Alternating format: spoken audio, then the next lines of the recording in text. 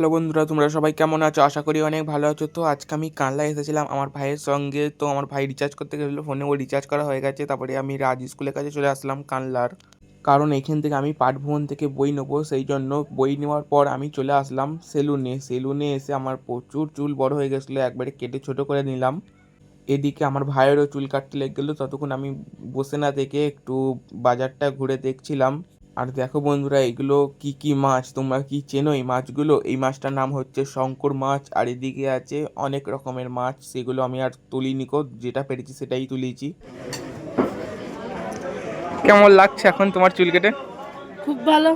এদিকে আমাদের দুজনাকার চুল কাটা হয়ে গিয়েছিল, সেই সময় বাড়ি যাব, দেখি আমাদের মোটরসাইকেলটা লিক হয়ে গেছে। এদিকে আমি সারাতে নিয়ে চলে এসেছি মোটরসাইকেলটা, আমাদের মোটরসাইকেলটা সারানোও হয়ে গেছে। তো আমরা বাড়ি যাই।